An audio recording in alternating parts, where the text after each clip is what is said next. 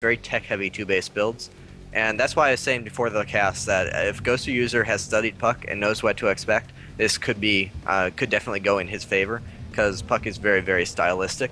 And also that style is various all-ins, but almost always tech-heavy all-ins, which means that Ghost user doesn't really have to worry too much about Warp Gate all-ins, any kind of +1 Zealot attack, anything like that.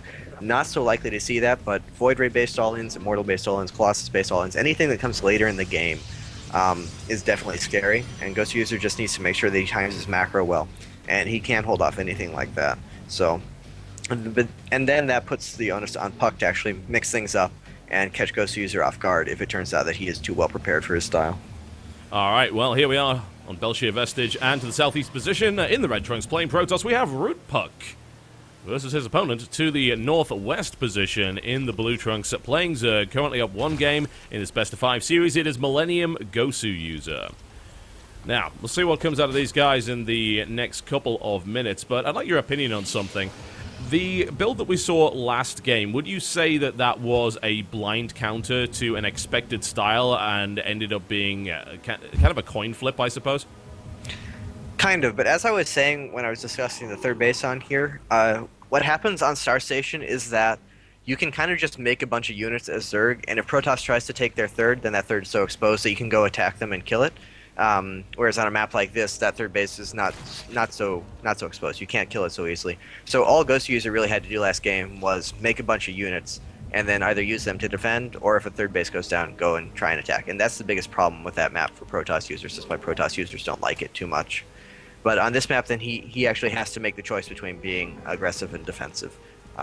So that was really just kind of an uncomfortable map.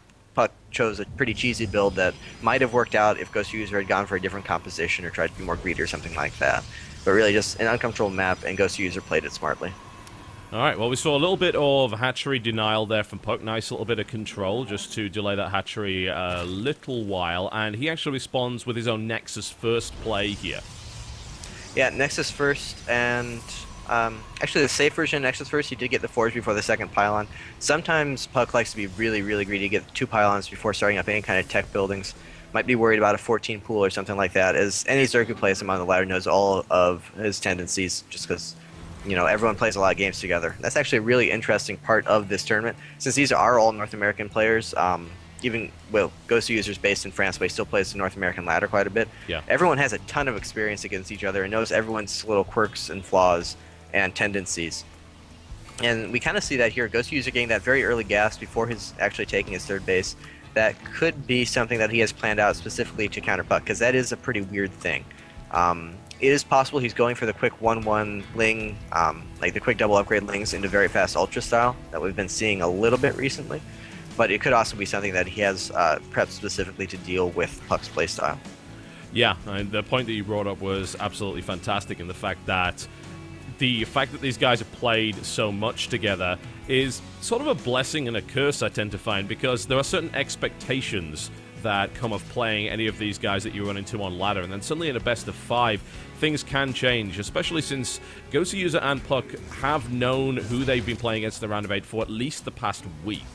And I believe Ghost user, I don't think he's played his challenger match yet in WCS, has he? I'm not entirely sure. I know that Puck has. Puck played against, was it Need? Actually, no, Puck was supposed to play against me, so got a walkover, and he's going to play against Need next. Okay. And I don't believe they've played yet. Yeah, so as a direct result, these guys have really had like the past week just to think about this series, because the money does go up significantly after this. They're already at $350 plus whatever tips they get. They get to the round of 4, that increases a rather large amount, so it's definitely worth preparing for this best of 5 series. And a lot of these guys are thinking to themselves, well, you know what, this is a tournament I can very much win. I don't have to worry about the possibility that I get to the round of 16 and run into a Korean that's just going to stomp my face in. This is something that is very even. This is something that, where you just have a lineup of players that are equally matched. Yeah, and something really interesting and important just happened. Ghost user actually took the second gas at his natural. And Puck was about to scout that, but the Queen actually blocked it and did not get vision of that, so Puck doesn't know that that's happening. And those early 2 gases, we see the 2 Evo chambers coming down, so it is going to be that quick 1-1 build. but Puck does not know that it's coming yet. All Puck Right. knows is that there's no third base, or there was no third base just yet for Ghost User. So really important little denial of information for Ghost User there. Very, very nice pickup. And in the meantime, we do have the Stargate play behind this, one of the potential options here.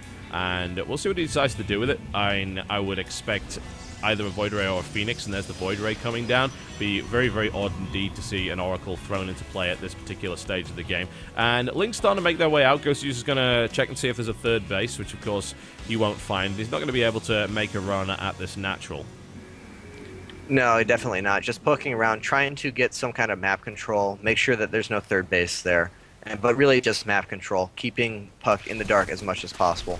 And Puck probably going to open up with, yeah, it's the Void Ray, and then actually a fast Robo. This is a build we actually played on ladder the other day, and Puck did this build to me and told me it was a build he had prepared specifically for our WCS match. It's going to be a Void Ray first into a very quick Colossus all-in. Well, that Zergling's actually getting the main. Yeah, that shouldn't have happened at all, and that's just scouted everything now. Ghost User manages to slip in there and says, all right, cool, you got a Void Ray, you got this, you got that.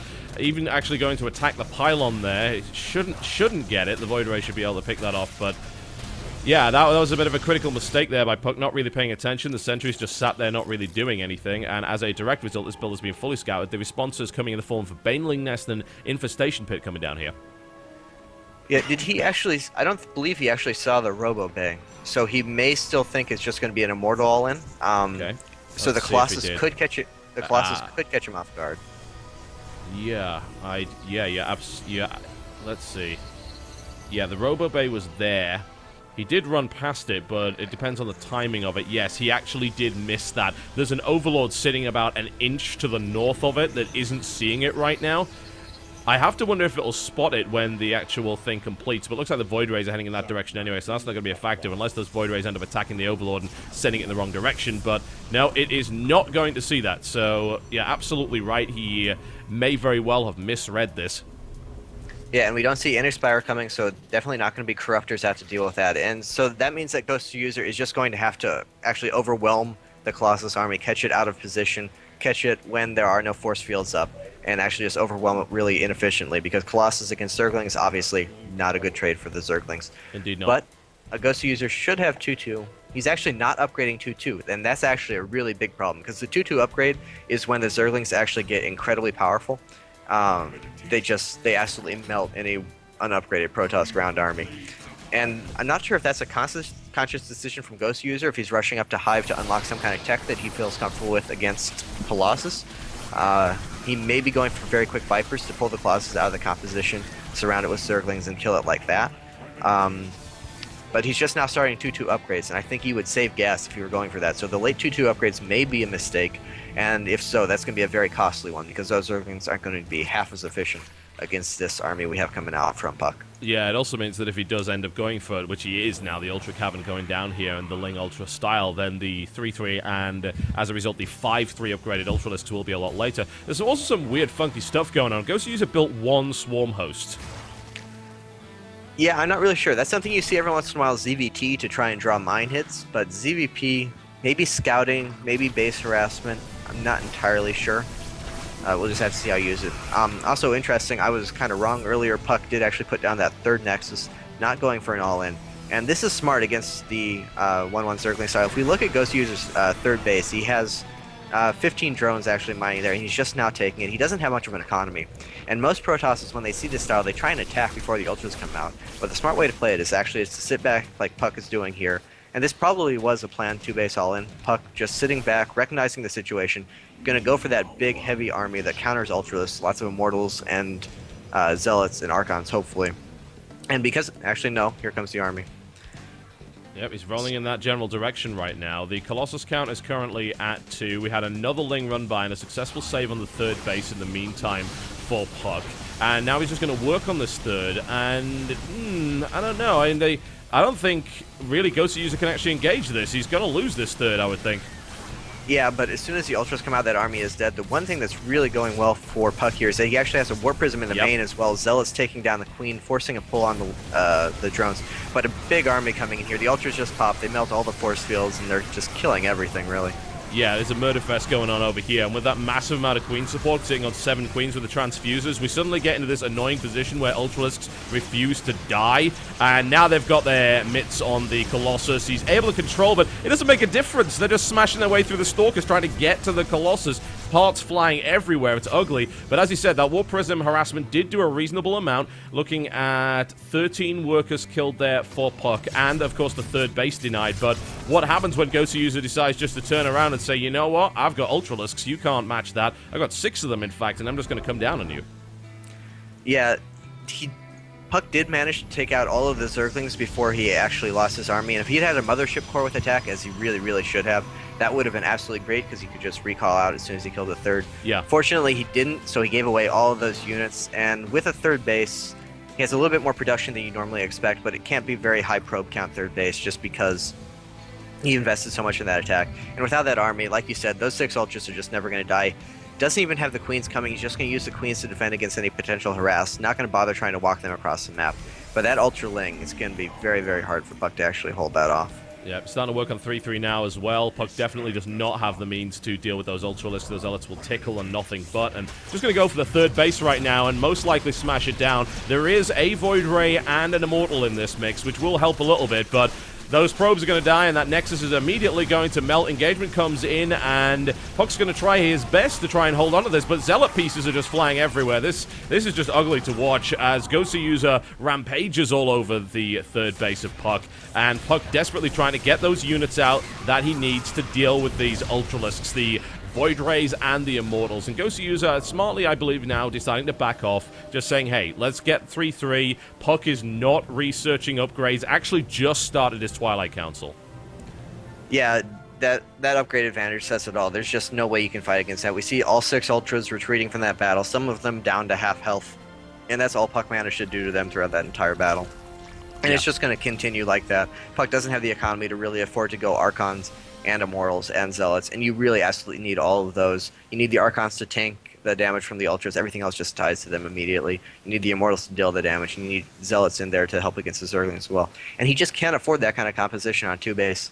And so in the time it's going to take him to set that up, Gosu User going to be up to 4 base. He's adding Air Tech as well. If Broodlords come in, that'll be the end of the game. And just Gosu User is just in total control of this. Losing that army to take out the 3rd base just really was not worth it for Puck.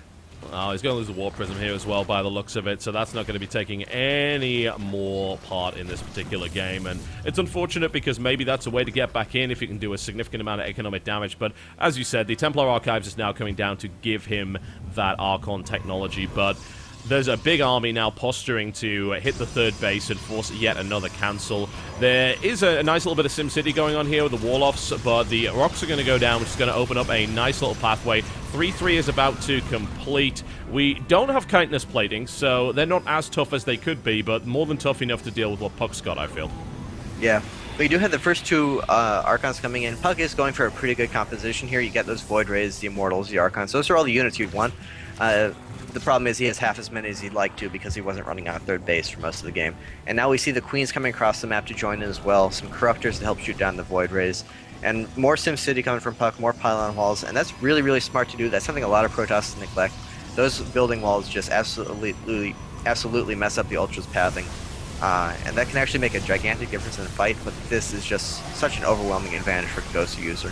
Yeah, we're seeing a huge amount of transfusing going on. Not quite enough, but considering the amount of Immortals and the amount of Void Rays in the mix here, Gosu User taking definitely a very inefficient engagement. He's going to be losing all of those Ultralisks as well. Gosu User, of course, does have the economic advantage and can rebuild that, but that was still a painful loss, I feel. Yeah, that one actually, I can't believe how well that went given the upgrade differential. Obviously, those are incredibly efficient units from Puck. Like I said, that's exactly the composition that you want against Ultras, and the pylon wall helped immensely as well.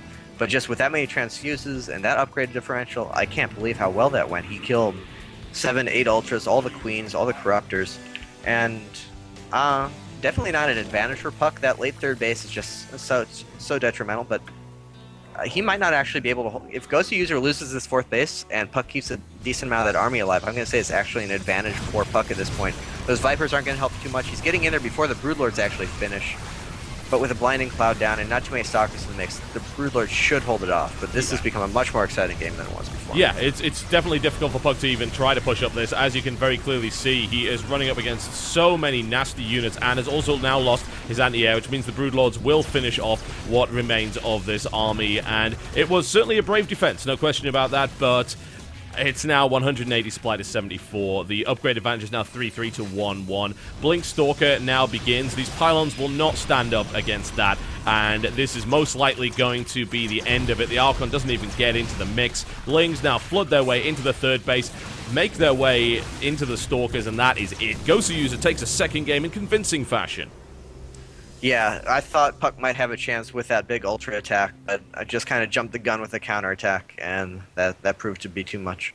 Yes, yeah, it did. And with the Broodlords popping out, it's like you can't stick around and fight for an extended period of time if Broodlords are there, because they're just going to be whittling your health down, and you can't do anything to them because you can't get your hands on them, especially without Blink Stalker, without a large number of Void Rays to actually eliminate that, or of course without Phoenixes. Yeah, that was difficult. That was really difficult. But Gosu is playing pretty dominant Zerg versus Protoss right now. Yeah, he definitely is. Is looking like he's just kind of ready for everything. He's making all the right decisions, and he's taking control of the game, too. He's not letting Puck dictate what happens, which is really important against a build order-based player like that. Like, if you let the game play out as Puck has planned it, and you do the things that are predictable and counterable, then that's right in his wheelhouse. But taking the game to him is the best way to deal with that kind of player. Yeah, and we're going to have to see what kind of map choice will come out. It's going to be Akalon Wastes here by Puck for potentially Puck's final map of the tournament here. Yeah, hopefully it's not a 3-0. I really thought this series would be closer than that, but it seems like Ghost User's really well prepared for Puck's shenanigans. Yeah, it seems like he is. Like, Ghost User just doesn't really have a lot of holes in his player. Even losing that third base right there was actually more costly to Puck, in my opinion, just because, as you said, no Mothership Core, no recall. You lose your entire high-tech, expensive army to take out one base. It doesn't work, especially if you then leave yourself wide open to a counter-attack there. Yeah, especially not against that style. Like, the third base is obviously always important, but is almost kind of an all-in from the Zerg. Everything is about getting to those ultras and killing an army. And so just attacking into him and losing the army like that is playing right to what he wants. I have no idea why there wasn't a Mothership Core with that. If there had been, I think Puck wins that game almost easily. Like, from that point on, just recall out, set up your army, doesn't lose his third, has a very, very efficient, strong army against a low econ opponent. Yeah, certainly. Just the lack of the Mothership Core is inexcusable. It's very, very odd, isn't it? And actually, I've got to say, I've seen quite a few Protoss just not build the Mothership Core after the early game. I think a lot of them seem to use it very much for early game defense and for a little bit of early game scouting. It's like, hey, I've got a phone on overcharge, this is great, right? But then we don't see that much in terms of the mid-game Mothership Core play and the recalls. That's something that Minigun really loves to do, but Puck, maybe not so much. Yeah, I was just about to say, the other two Protosses we have coming up today are really big abusers of the recall timing pokes, where you just kind of attack at an odd timing where it's not really supposed to work, and a lot of the time you'll catch your opponent droning up at that time, because that's when it's normally comfortable to be greedy. Yeah. And even if you don't catch them being greedy, if they are prepared for it, then you just recall out at no cost to yourself. And Minigun and State both make great usage of that. And Puck, honestly, usually has a Mothership Core, usually plays very abusively and intelligently. It's maybe a case of nerves. It might just be a simple mistake. That does happen at times. All right, well, Akalon Wastes is going to be the next map here. Puck versus Ghost User, with Ghost User leading 2-0. And let's see what Puck can break out here. It's going to have to be something a little bit better than that. And ooh, it's tough, man. I mean, Ghost User is just playing really, really good StarCraft right now. Yeah, and this map, I would normally say it's a pretty good map for Protoss, but it's not a good map for Puck's style. So even on here, he may not be particularly comfortable. Well, we'll find out, won't we? In the southeast position to try and stay in this tournament right now. Doesn't want to go out with a 3-0, doesn't want to go out at all. It is, of course, in the red trunks, playing Protoss Roots Puck versus his opponent, who just looks unbeatable right now. In the blue trunks, playing Zerg to the northwest, Millennium Gosu User. Yeah, like I said, Puck, this is a great map for economic, defensive kind of Protoss, because that third base is so easy, and the fourth base is relatively easy to take. But Puck has shown a definite tendency, just overall style-wise, definite tendency towards two-base all-ins, and that has held true earlier on in this series. So hopefully he'll be willing to mix up his style and actually play to the map and take advantage of that. But if he tries another two-base all-in, I see Ghost User just winning easily 3-0. Yeah, and that would not be the best series to watch, quite frankly. I'm hoping that we see a little bit of a different style coming out here from Puck. Gosu User, on the other hand, can just kind of keep trucking along and playing reactively, trying to get the scouting. And Gosu User got fantastic scouting in the previous game. It wasn't really Gosu User scouting well, it was Puck's not denying it. Allowing Lings in not once but twice through the wall it's not really what you expect from a player of that caliber. And while Ghost User did miss the Robo, it didn't actually really factor into it at all. By the time that push came in, the Colossus had been scouted, Ultras were out, and that, as they say, was that. Puck is now going to be going for a Nexus before Forge play. Yep, sticking consistent with that, not trying to do any kind of gateway first. And I think that might actually be a little bit smart from him, because Ghost User has been playing very comfortably early on. It definitely seems like he knows that Puck is much more towards the tech-based two-base all-ins.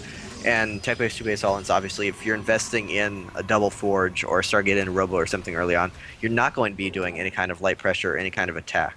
So I think it would really benefit Puck if he does insist on being aggressive. I think it would have benefited him to do a gateway expansion into a gateway timing or something like that.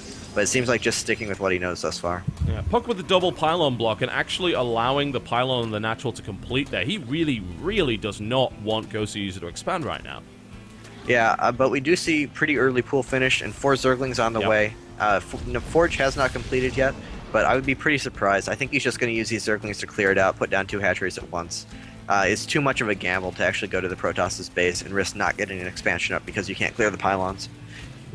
There we go. And finally a hatch goes down. Puck actually did a pretty damn good job of denying it the third there after the pylon cancel. Yeah, this is something that Puck does quite frequently. I'm not really sure what makes him do it because he often follows it out the same as if it had not happened.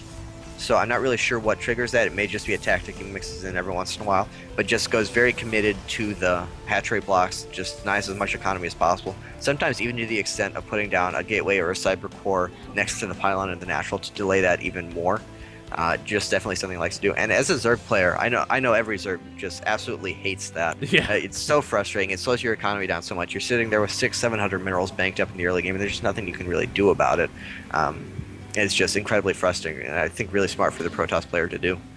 Yeah, even if it doesn't really give you this huge advantage, it gives you the kind of the mental edge. And even as a low-level player, I find if like my SCV gets killed or something like that by a drone or whatever, I actually feel like just leaving the game right then and there because I'm just like, this is not a good start. I'm not in a good mental state. I just need to quit this and try again.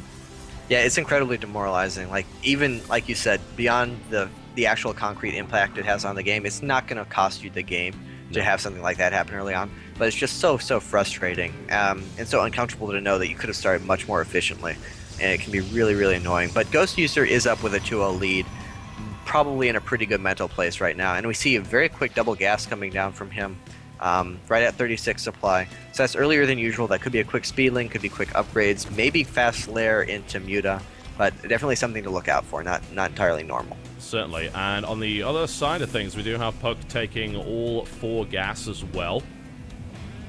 Yeah, that is pretty common out of Puck. Often indicative, well, it used to be indicative of 2 or 3 Void Rays into a Void Ray and Immortal all-in. That was kind of his go-to build. I've mentioned it before, go-to build earlier on in HOTS. However, he's clearly diversified quite a bit, doing the Colossus build the other game, as well as that double Forge. We do see the Stargate and the Robo come down, so I do believe it'll be either the Void Ray into Immortal or another Void Ray into Colossus all-in. Just have to wait and see if we're going to get that Robo Bay or not. Yeah, I'm intrigued to see how that one goes. It certainly didn't work out that well last time. Ghost User, in the meantime, is building the Roach Warren. Lair is coming up. It's not a fast lair, but it's definitely not a slow one either. Yeah, for 3 bases, that's quite quick. And a Roach Warren and no Evo chambers, so it's actually looking pretty weird. And we do see an Overlord Scout coming into Puck's base. Saw the Stargate, believe it did not see the Robo. So definitely no Stargates coming. And this response to that should be putting down a Hydra Den, and I imagine this might end up looking a lot like that first game did. Just a very low econ, not particularly well developed, no Evo chambers, not much creep spread, but just a big mass of Roach Hydra early on, and that's going to shut down any kind of 2-base all-in. But it's not very. We do see the first Evo chamber coming down, but it's not a very sustainable thing. Not a ton of drones, not a ton of gas, no fourth hatchery, just not much behind it. And on this map, Puck can actually just choose to go down and take that third base, and that looks like that's what's going to be happening as he's taking down those rocks, he's sending down a probe. So Puck's just going to be turtling up on 3 bases. Those users going for very fast roach speed and a Hydra Den coming down. So this could be very good for Puck. This is looking like he might be able to just defend on 3 bases, and Ghost User's not going to have a ton of late game sustainability. Now, Puck actually went for an Oracle, which is an odd choice in my honest opinion. What do you make of that? Obviously following it up with a Void Ray here, but going for a single Oracle towards the third, this could actually do quite a bit by the looks of it. Yeah, it's very strange. Oracle is something not a lot of players really prepare for just because it's not the best build. If there's a Spore Crawler in every mineral line, that Oracle is almost a wasted investment. Yeah. And that actually gives it a little bit of power because no one expects it. No one prepares for it. And we see he's now hitting a naked mineral line. One Oracle can beat one Queen if he wants to do that, or he can just pick off all of these drones. We see a ton of drone kills coming down for him. Yeah, looking nice. I mean, 8 kills already. That's totally worthwhile. He can back off with the Oracle, never really have to worry about it. And Spore Crawlers would really have to come down here from Gosu User because that Oracle, once it recharges its energy and its shields, can be right back in there doing the same damn thing again. Yep, and we do see a Spore Crawler coming down. Also, Hydra's out. But as I was saying, this is really just, if we look at the worker count, it's only 64 drones. And going into a macro game, when your opponent already has a third Nexus completed, you want more drones than that. You want more hatcheries, you want more expansions. Ghost User is just, he's building for a big army. He's building a bunch of Roach Hydra, but also trying to replace those drones at the same time. So I'm not sure how well. Yeah, and an Infestation Pit coming up. So it's looking like Ghost User is kind of torn between preparing for the late game and actually trying to go for an attack, and he's really wasting any opportunity he had to try and punish this third base. So right now they're sitting on equal income, which is not where Zerg wants to be. Robo Bay is coming up, so he's going to have Colossus out to deal with those Hydras quite quickly. Honestly, this is looking by far the best Puck has in this series so far. He definitely has an advantage in this game so far. Yeah, certainly. That third Nexus is absolutely fantastic, and just a nice little trick. I like it when I see a player just throw something that's not a huge investment, but something that's a little bit of a curveball at their opponent, and just try and keep the opponent honest. If a Zerg player wants to sit there just droning and doesn't want to build Spore Crawlers, then if you can somehow punish that, then that's a great way to play. Yeah, that Oracle more than paid for itself. It definitely turned out to be a great choice just because Ghost User wasn't ready for it. And that's really the most you can hope for from an Oracle. It's not going to be a game changer like a Voider or something. It is definitely a harass unit, and it did its harassment. And it's still there keeping him honest, like you said, putting up those Spore Crawlers, forcing him to be a little bit more careful. Yeah, I'll be interested to see whether or not he decides to use it for Revelation later on in the game. We are seeing an increased use of it. I'd still say the Oracle's not that much of a popular unit. There was a lot of hype going into Heart of the Swarm regarding the Oracle, especially in the beta, saying, Oracle's such an amazing unit, good lord, look at what it can do to mineral lines. Then suddenly people stopped building it because, well, people figured out how to deal with it. It's not really that difficult, but now we are seeing Revelation being used as an incredibly powerful tool to figure out exactly where your opponent's army is at any given time and give you that full awareness. Yeah, I think as we see more and more games going towards late game, Revelation is going to get more and more powerful. We'll see kind of a second coming of the Oracle as they discover its other uses, because the combination of Tempest plus Revelation is just kind of ridiculous. You get vision of all their units and you can shoot them from across the map. There's really good synergy between those two units. So as soon as people start getting more Tempest-based compositions, I think we definitely start seeing the Oracle as more of a support caster rather than just a harassment unit.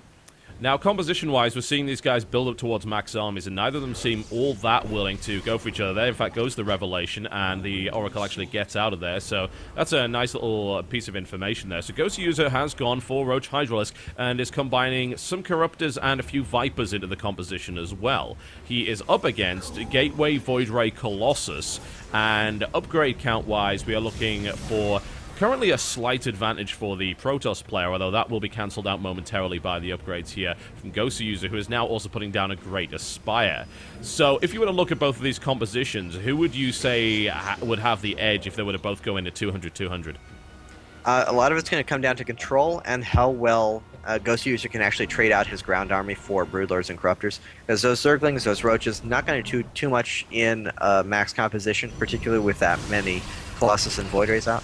And if they actually engage here, everything's going to come down to the Vipers. If he can get really good pulls on all the Colossus, then that'll be GG and Ghost User wins. But if he can protect those Colossus, then ground army versus ground army, Puck wins for sure right now.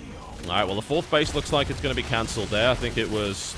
I don't imagine Puck was actually expecting that to go up anytime soon, but it's cancelled now, and that gives Puck a little bit of time to continue to prepare. He's currently not maxed out. Big Zealot Warping comes in. Storm is being added on, but it's not here yet. There is an upgrade advantage for his opponent, but a lot of Lings just running past there, and it looks like Ghost User just wants to get rid of the Lings and swap them out for something useful like 6 Broodlords. Yeah, very fast Broodlords, and the thing is, the Tempests are now out, so those Vipers aren't as useful.